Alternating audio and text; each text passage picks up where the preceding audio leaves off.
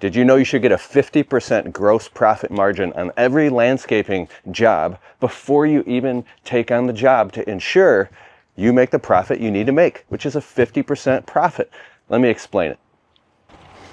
So we just finished this sod job right here, and I'm really excited because it not only looks awesome, there's a pool here, the whole backyard was all sand and dirt, and the customer hired us to come in and grade the backyard and level it and then put in new sod. So we basically just fixed this entire half of the backyard. Now they're happy because they got their lawn back, right? But on every single landscaping job, you should do the math and make sure you get a 50% GPM, gross profit margin. Let me explain. This will ensure that you avoid making costly mistakes, and you'll end up making more money, so then you can run a more profitable business. Here's the math. Math is the path.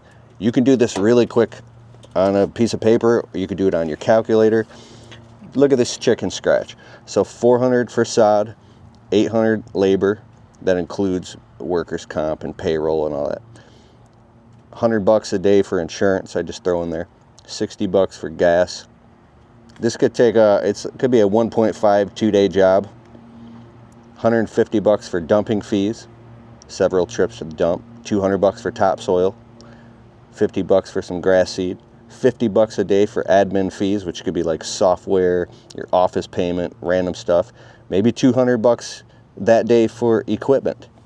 Maybe you have a dingo or a piece of equipment on the job site. So you add up all of these costs, not just the direct costs of the job, but all of your costs, including your admin functions, whatever it takes to run your business. If you even want to throw marketing expenses in there, and you say, I got to charge $25 a day as my running cost for marketing, whatever. But times this by 2, and the total is $4,020.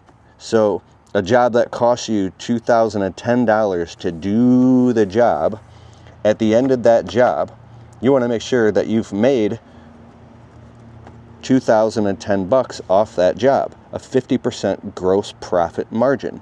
That's before your net owner's pay, net, which means you're going to pay personal income taxes at the end of the year, wherever, how you do that.